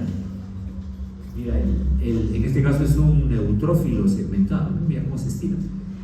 Primero era como una pelota y acá se pone como una pelota desinflada. Se deshidrata, pierde líquido y se vuelve como una pelota desinflada, ¿no? Y ahí sí se puede estirar. Tú a la pelota desinflada puedes estirar, ¿no? Y así pasa. Y de ahí recupera su tamaño y se va, por quimiotaxis se va al punto donde están las bacterias para realizar fagocitosis. ¿Ya? Ahí está, mira, ¿ve? Haciendo diaperesis, ¿no?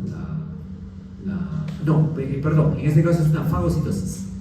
Acá está entrando una partícula al citoplasma, puede ser del macrófago o del neutrófilo. Está entrando. No, fagocitosis es un término que se aplica cuando tú incorporas un cuerpo sólido.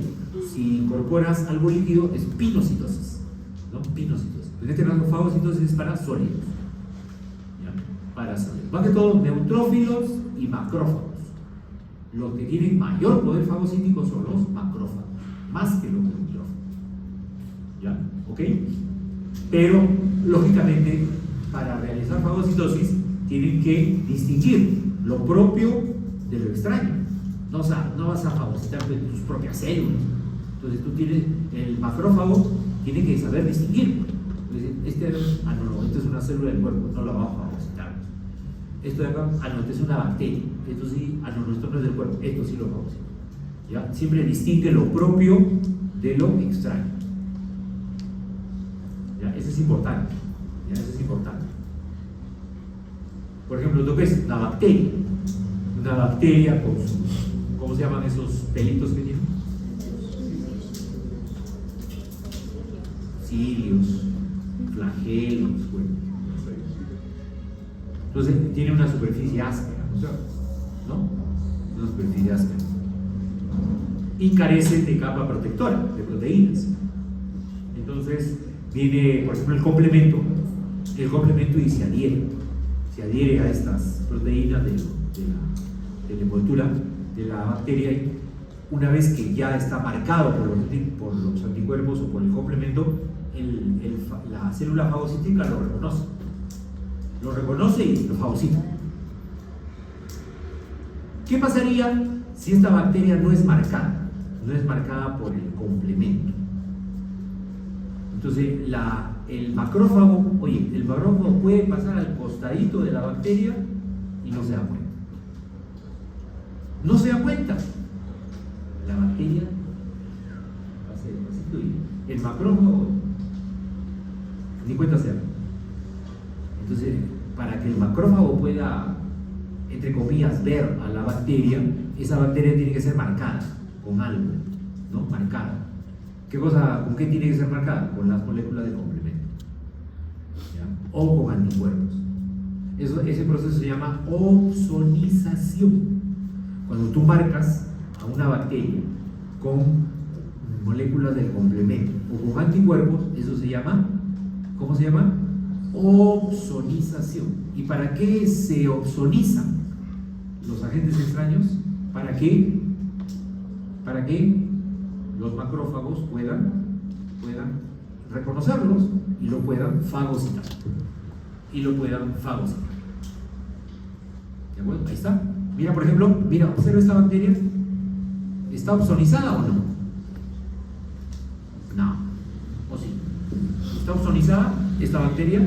¿Este microbio? ¿Está opsonizado? Sí, porque mira, han venido anticuerpos y se han pegado a la superficie. Se han pegado a los anticuerpos. Quedó opsonizado. Entonces cuando ya está opsonizada, recién mira el macrófago se da cuenta. Entonces lo fagocita. Hay receptores, lo hacen ingresar, se forma el fagosoma. El fagosoma se fusiona con el lisosoma, donde hay enzimas digestivas, y se forma el fagolisosoma, y esas enzimas digestivas pues fragmentan, degradan al microbio, y ya los desechos se eliminan, ¿no? ¿De acuerdo? Esa es la fagocitosis. El lisosoma contiene muchos lisosomas tienen enzimas proteolíticas, neutrófilos y macrófagos tienen estos lisosomas, por eso que ellos pueden realizar fagocitosis. Otros leucocitos no tienen estos lisosomas, por eso que los únicos que pueden realizar fagocitosis son los neutrófilos y los macrófagos, nada más. ¿De acuerdo? ¿Ok? Los lisosomas de los macrófagos son más poderosos, porque contienen lipases que inclusive digieren a membranas lipídicas gruesas, por ejemplo el bacilo de Koch de la tuberculosis. Es bravo ese bacilo de Koch, así nomás no es destruido. Un neutrófilo no le hace ni cosquillas. Un macrófago sí puede ser, porque tiene enzimas más poderosas. ¿Ya? Entonces, un neutrófilo o un macrófago puede fagocitar, uno solo puede fagocitar de 3 a 20 bacterias por célula. ¿Ya? Y los macrófagos siempre se activan en los tejidos. Los macrófagos pueden fagocitar hasta 100 bacterias. Tienen mayor poder de fagocitosis. Y fagocitan partículas más grandes. Por ejemplo, parásitos, glóbulos rojos. ¿Ya? Pueden fagocitar partículas más grandes. Bueno, este es un fagosoma que se forma dentro del neutrófilo o del macrófago, ¿no? Hay una enzima que se llama la mieloperoxidasa dentro de los neutrófilos, en los gránulos azurófilos de los neutrófilos. Y esta mieloperoxidasa lo que hace es juntar el agua oxigenada. El agua oxigenada se forma por la unión de agua y oxígeno, ¿no? Gracias a una enzima que se llama la NADPH oxidasa. La NADPH oxidasa une agua con oxígeno, se forma peróxido de hidrógeno, o sea, agua oxigenada.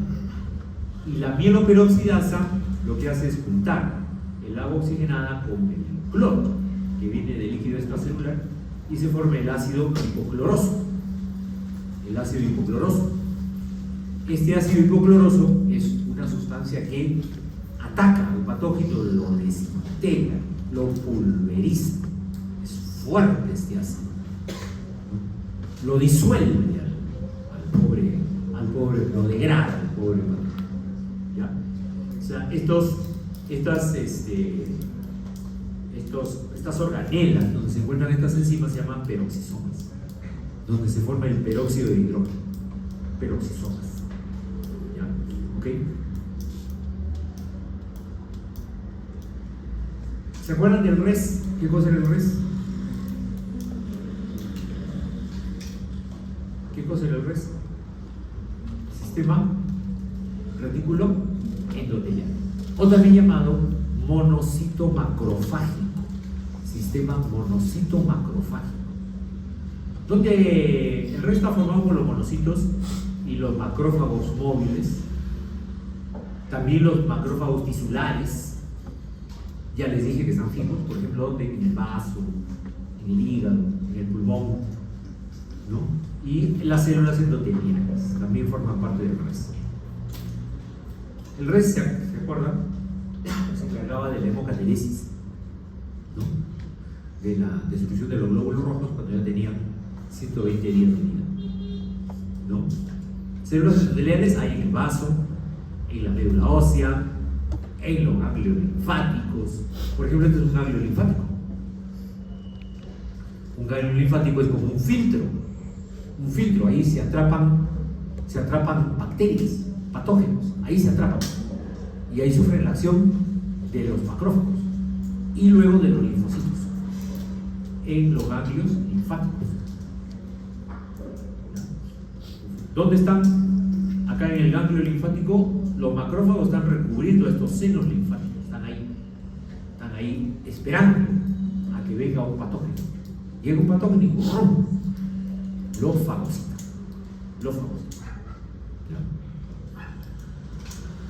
Entonces quedan atrapadas las partículas extrañas. ¿Ya? Son como una especie de filtros estos ganglios linfáticos, ¿no? Por eso cuando una persona tiene una infección, los ganglios linfáticos se inflaman. ¿Sí o no? ¿Nunca te ha pasado? Por ejemplo, tenemos ganglios linfáticos también en el cuello, en la axila, en la ingle, ¿no? Cuando, por ejemplo, a veces tenemos problemas de infecciones de la garganta, faringitis, amigdalitis, a veces se notan los ganglios acá, los ganglios, como pequeñas bolitas. O sea, que me han salido unos ganglios. No es que te han salido, los ganglios siempre están ahí, solamente que se notan solamente cuando están aumentados de tamaño, se te han inflamado, porque hay una infección, por ejemplo, puede ser de la garganta, y se inflaman hasta que dure la infección. Y ahí también ya solitos se recuperan. En el hígado hay unos capilares que son sinusoides, visto al microscopio, y hay macrófagos ahí, fíjate, estos macrófagos son las células de Kupffer. Las células de Kupffer son macrófagos del hígado. ¿Ven? ¿Cuál es la función de la célula de Kupffer? Filtra la sangre, ¿no? Antes que pase a la circulación, porque puede tener bacterias, ¿no? Entonces está como patrullando y pendiente que no pasa ninguna bacteria. Yo mismo soy, ¿no? Entonces es como un guachimán, no deja pasar ninguna bacteria. Aparece una bacteria, la fagocita, ¿ya? ¿Ok? Entonces su velocidad de fagocitosis es más o menos, mira, bien rápido, menos de 0.01 segundo para que fagocite una bacteria. O sea, ni un segundo fagocita una bacteria. Rapidísimo, ¿no? Rapidísimo, veloz. En el vaso también. En el vaso hay una pulpa roja, hay capilares porosos, donde también se filtra, y hay macrófagos. También ahí se atrapan bacterias. Este es un eosinófilo, ¿no? Un eosinófilo que cumple fagocitosis, pero muy débil, porque no es como un neutrófilo, como un macrófago, porque esos tienen lisosomas. Este no tiene, entonces su poder de fagocitosis es mínimo. Sí tiene capacidad de quimiotaxis, pero no fagocitosis. se adhiere a parásitos, y libera sustancias que destruyen parásitos, como hidrolasas, sustancias reactivas de oxígeno, proteína básica mayor. Por eso que cuando hay parásitos, aumenta el nivel de eosinófilos en la sangre. O sea, usted le hace un hemograma a una persona y normalmente debe haber 2 a 4% de eosinófilos.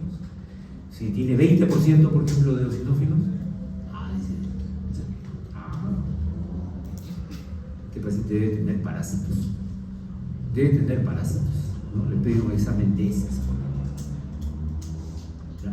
Por ejemplo, hay parásitos, mira, este es un parásito que, fíjate cómo se le pegan los eosinófilos. Viene y se le agregan los eosinófilos y liberan, por ejemplo, las hidrolasas, liberan proteína básica mayor para que destruyan al parásito. Entonces parece un ascaris, ¿no? ¿Han llevado parasitología? Parece un ascaris o un estrongiloide. ¿Ven? Ahí está. ¿Ven? ¿Cómo se pega? Liberan la inmunoglobulina E. Los eosinófilos liberan la inmunoglobulina E, que se pega a la superficie del parásito. Es un helminto. Un helminto puede ser un ascaris, un estrongiloide, un necator. Y el eosinófilo, al momento de unirse a la inmunoglobulina E, libera proteínas granulares, proteína básica mayor que destruyen al parásito. ¿Ya? Okay. En caso de alergias también se eleva el número de eosinófilos. En caso de alergias. ¿Ya? Okay. El basófilo tiene un núcleo bilobulado generalmente. Liberan heparina. La heparina es una sustancia anticoagulante. También liberan histamina. Por eso que intervienen en reacciones inflamatorias, reacciones alérgicas. ¿Ya? Bueno, ¿qué más? Acá hay sangre periférica, mira, sangre periférica, y esta es, mira, una pista de una leucemia.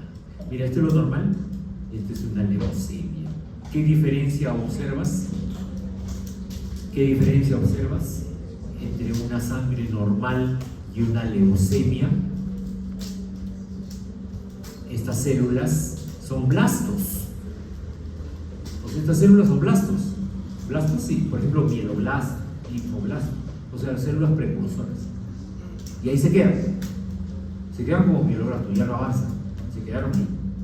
Y comienzan a reproducirse y taponan toda la sangre. ¿Ya? Es una leucemia. ¿Ya? ¿Ok?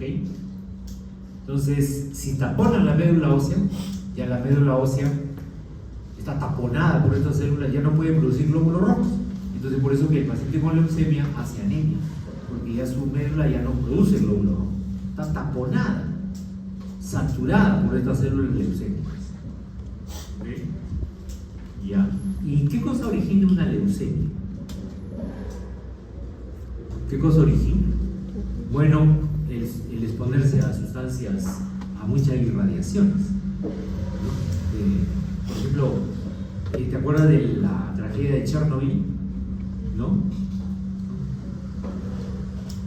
O después de la bomba atómica.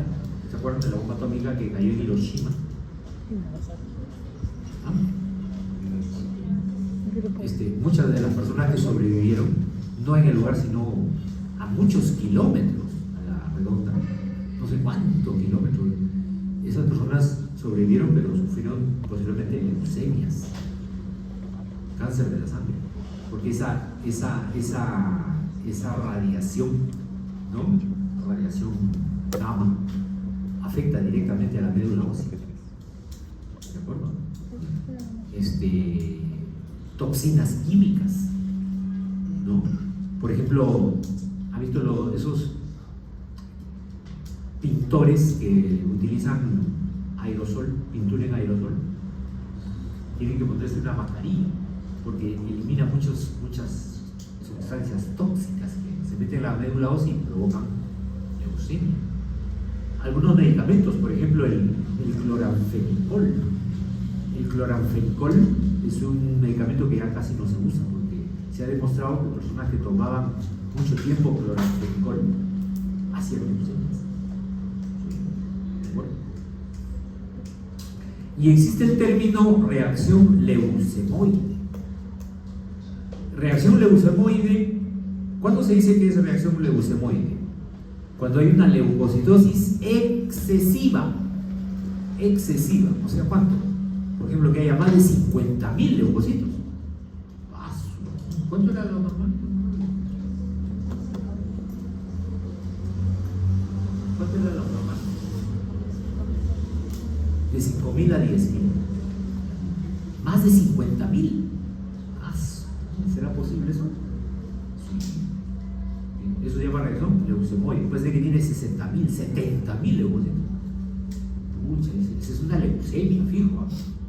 No confundir. No confundir. No estamos hablando de leucemia. Se parece, sí, por eso se llama reacción leucemoide. Porque se parece a la leucemia, pero no es leucemia. ¿Estamos de acuerdo? En realidad la reacción leucemoide es benigna, es reversible. Se ha visto cuando hay sepsis severas. Sepsis severas, el nivel de leucocitos se va más de 50.000. Hay 50.000 leucemia. No. Tranquilo, no necesariamente es una leucemia. Podría ser sí, pero no necesariamente. Habría que hacer el aspirado de médula y ver si hay esas células leucémicas. Si no hay células leucémicas, no es leucemia. ¿Ok? ¿Por qué se produce? Porque hay una reacción excesiva de la médula ósea ante diversos estímulos. Por ejemplo, principalmente infecciones generalizadas, ¿ya? Quemaduras, en pacientes quemados más del 70% de su cuerpo. ¿Ha visto? Cuando hay grandes quemaduras, le toman una muestra de sangre de estos grandes quemados, leucocitosis de más de 50.000. Cuando hay metástasis, pacientes con cáncer de próstata, por ejemplo, que hacen metástasis al hueso, reacciones leucemoides. Pues no es leucemia, ¿ya? No es leucemia. ¿Ya? Y si trata, por ejemplo, la infección, mejora el paciente, esa reacción desaparece. ¿Ya? Entonces, cuando hay reacción leucemoide, aumenta el conteo de glóbulos blancos. Le haces el conteo de plaquetas, está normal, no se altera la serie plaquetaria, no hay esplenomegalia, el vaso no crece de tamaño. Hay algunos gránulos tóxicos, ¿sí? Por ejemplo, lo que señalan acá las flechitas, algunos gránulos tóxicos, los gránulos de Dol, por ejemplo, que es propio de pacientes con infecciones, ¿no? Son algunas granulaciones tóxicas. Sí se puede ver eso en reacciones leucemoides, ¿ya? Pero no hay esplenomegalia, que sí hay en las leucemias. En las leucemias también hay esplenomegalia, que es aumento del tamaño del vaso. ¿Ya?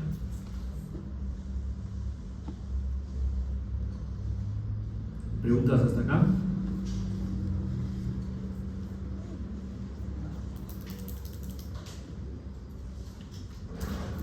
Ya entramos en la parte final de la clase. ¿Ya? ¿Ah? Sí, resiste un poquito más. Ya estamos terminando. Faltan como 8 diapositivas. No, 10. Por ahí. A ver, entonces hemos dicho que los leucocitos sirven para la defensa, ¿no? Defensa, sobre todo linfocitos, monocitos, neutrófilos. Y todo el proceso de defensa del cuerpo es la inmunidad. O sea, los leucocitos forman parte del sistema inmune, pero no solamente los leucocitos, también el sistema del complemento, los macrófagos, los anticuerpos, todo constituye el sistema inmune. Las barreras físicas, la piel, el ácido clorhídrico, la epidermis, hay un montón de barreras, también forma parte del sistema inmune. La inmunidad es de dos tipos: la innata o congénita y la adquirida o adaptativa. La innata o congénita es aquella con que tú naces, desde el nacimiento ya la tienes. Por ejemplo, ¿qué cosa? Barreras naturales. La piel y mucosas ya lo tienes desde que naces, ¿no es cierto? Las células, por ejemplo, neutrófilo, monocito, células dendríticas, también ya lo tienes desde que naces. Moléculas, interleuquina, complemento, reactante de fase aguda, también ya lo tienes desde que naces. Estas moléculas, células y barreras se enfrentan a los agentes extraños, pero de manera inespecífica. ¿Qué significa eso? Entra una bacteria, entra un virus, un parásito, uy, sale el neutrófilo, sale el macrófilo, el fagocito. Pero ¿identifica qué bacteria es? No. Basta que entre cualquier bacteria, sale y te la destruye. No importa que entre cualquiera. O sea, es inespecífico. ¿De acuerdo? En cambio, la inmunidad adaptativa o adquirida es específica. Ahí tenemos dos tipos, a su vez. La inmunidad celular, que lo realizan los linfocitos T, y la inmunidad humoral, que lo realizan los linfocitos B, que son los que producen anticuerpos. ¿De acuerdo? Estos sí, son específicos. O sea, cuando entra un virus, ¿se acuerdan del virus de la hepatitis? Solamente se van a activar ciertos linfocitos. Y esos linfocitos después van a reaccionar solamente contra ese virus. No van a reaccionar contra otro virus, solamente contra ese. O sea, es específico. Los anticuerpos son específicos, se forman contra un determinado antígeno. La inmunidad adaptativa o adquirida, la específica, a su vez es de dos tipos, la natural y la artificial. La natural es la que tu mismo cuerpo lo produce y la artificial es la que te inyectan, ¿no? Externamente. Una inmunidad natural puede ser pasiva cuando tú no lo produces, pero te lo pasa a otra persona. Tú no lo produces esos anticuerpos, pero te lo pasa a otra persona de manera natural. ¿Es posible eso? Claro. Tu mamá durante el embarazo, ¿no? A través del cordón umbilical te pasó anticuerpos que te van a proteger tus primeras semanas, tus primeros meses de vida, ¿sí o no? O a través de la leche materna. Cuando estás lactando, la madre te pasa anticuerpos a través de la leche materna. Por eso es mucho mejor. Un niño, ya está demostrado, los niños que han tomado lactancia materna exclusiva, están mucho mejor preparados para las infecciones, o sea, tienen mucho menos infecciones que aquellos bebés que les das leche maternizada, fórmulas. Esos niños son más propensos a las infecciones. Eso ya está totalmente demostrado. Totalmente demostrado. Por eso que es mucho mejor la lactancia materna exclusiva. Nada que cabeceadito. No. Porque decimos, doctor, pero no me sale mucha leche. Mi hijito se queda con hambre. Entonces yo le cabeceo. Le doy leche materna, se me acaba, sigue llegando, le doy fórmula. Lo que se quiere es lactancia materna exclusiva. Eso es lo mejor. ¿De acuerdo? Y la natural activa es cuando tú mismo entra el virus, ¿te acuerdas de la hepatitis? Entra el virus, tú mismo produciste tus anticuerpos. Y esos anticuerpos ya quedaron ahí. Esa es una inmunidad natural activa. ¿De acuerdo? Activa. Y artificial, cuando te pasan anticuerpos. Le dijimos, cuando te pasan anticuerpos de otra persona, eso es un suero hiperinmune, se llama. Un suero hiperinmune. O artificial activa es cuando mediante la inoculación de un virus atenuado a través de una vacuna hace que tu cuerpo se estimule y produzcas anticuerpos contra ese virus. Esa es una vacuna. Esa es una inmunidad artificial, pero activa, porque que te genera que tú mismo produzcas los anticuerpos. ¿Ya? Bueno, esto ya lo habíamos visto, ¿no? Los agranulocitos son de dos tipos, ¿no? El monocito y el linfocito. Y se forman de la célula mieloide, no, de la célula linfoide, de la célula madre linfoide. Ahí se origina el linfoblasto.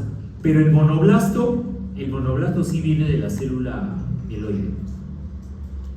de la célula amiloide.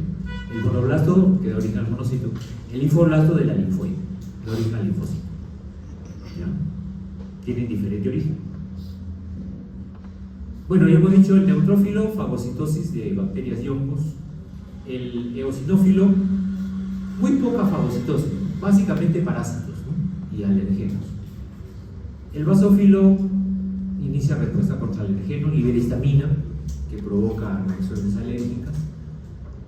El monocito, ya dijimos, el monocito es cuando está en la sangre y cuando sale al tejido se llama macrófago, por eso se dice precursor del macrófago, es el que tiene mayor poder de fagocitosis. Y los linfocitos B y T se especializan contra virus, bacterias, y también hay unos linfocitos especiales que se llaman NK, Natural Killer, que son los que destruyen, pero no destruyen bacterias, no destruyen virus, se dedican a destruir células cancerosas.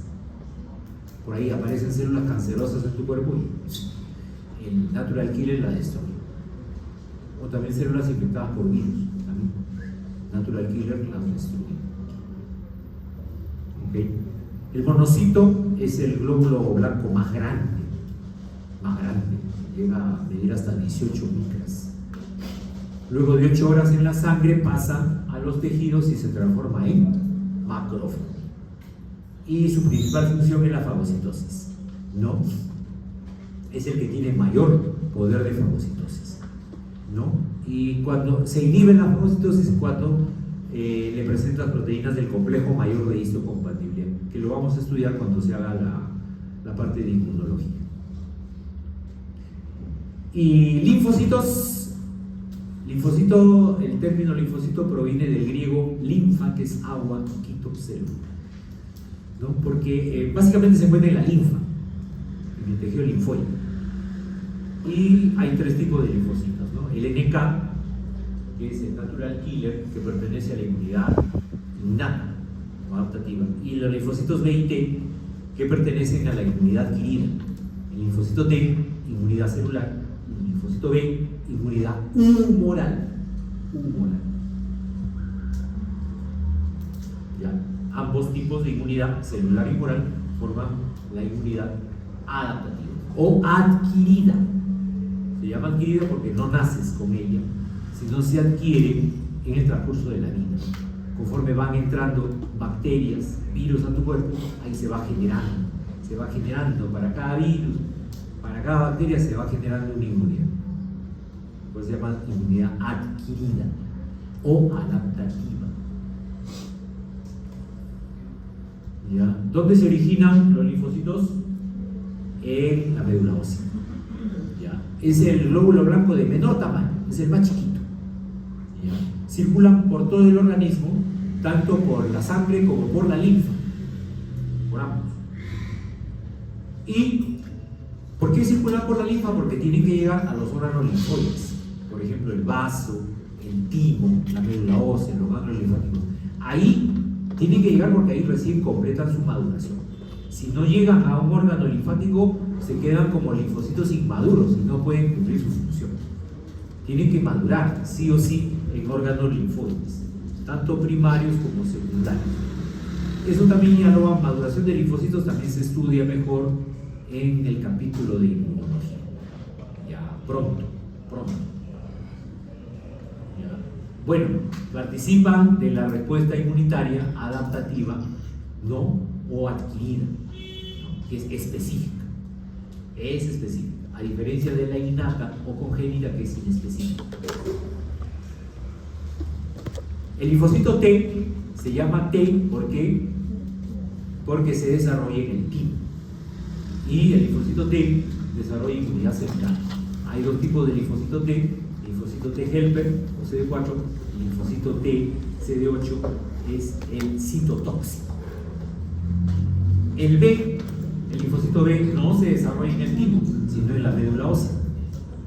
Y luego se va a órganos linfáticos para generar su respuesta de inmunidad humoral. La inmunidad humoral, ¿en qué consiste? En la producción de anticuerpos.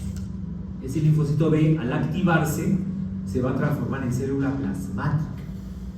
Se transforma en célula plasmática. Y la célula plasmática produce anticuerpos.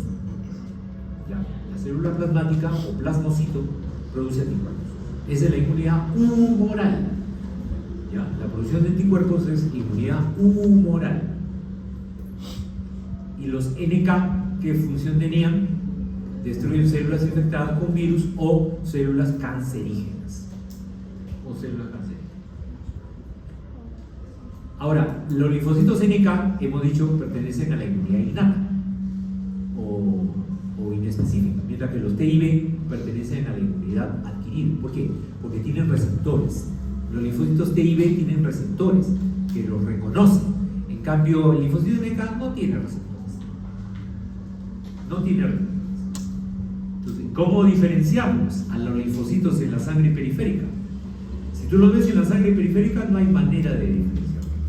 No hay manera. Son igualitos. Son igualitos. Pero sí se les puede diferenciar mediante un procedimiento que se llama citometría de flujo.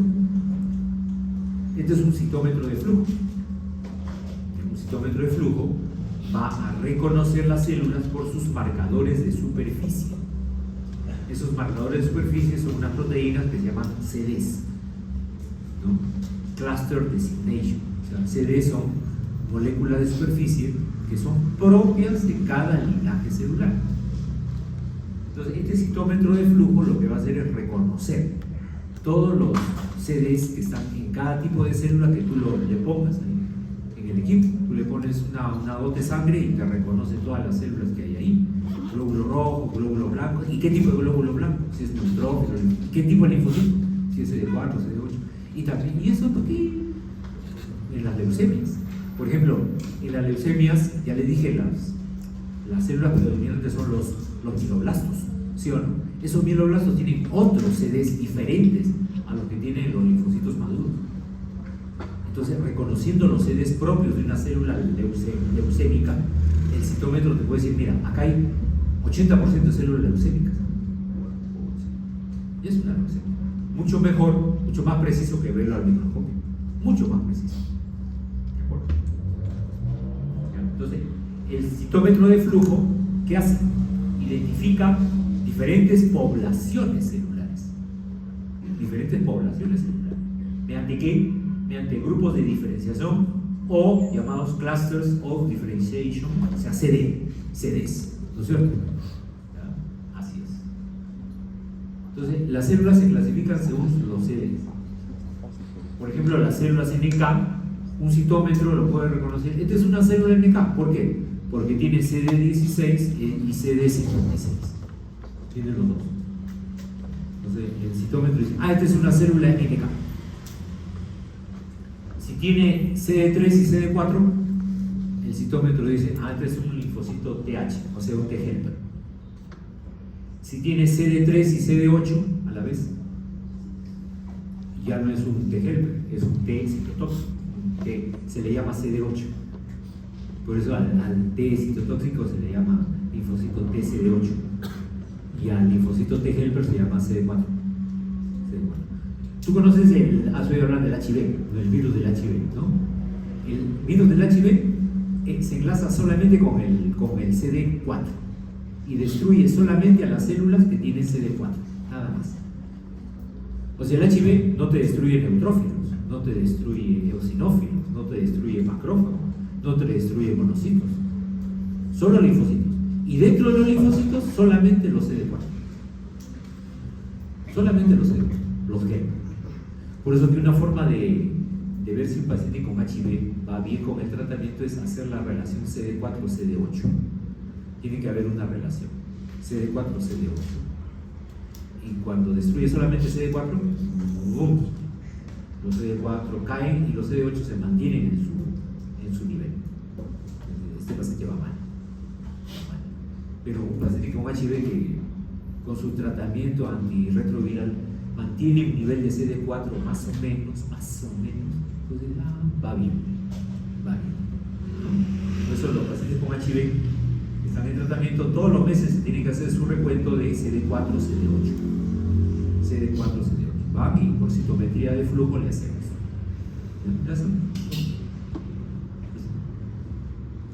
La linfocito B tiene CD19, CD20 y tiene algo más. que no tienen los otros linfocitos, que es el complejo mayor histocompatible de tipo 2. De tipo 2. Todas las demás células tienen de tipo 1. Y el linfocito B, aparte del tipo 1, tiene otra que se llama de tipo 2. Ya vamos a estudiar. ¿Para qué sirve eso? Ya vamos a estudiar cuando hagamos el capítulo de inmunología.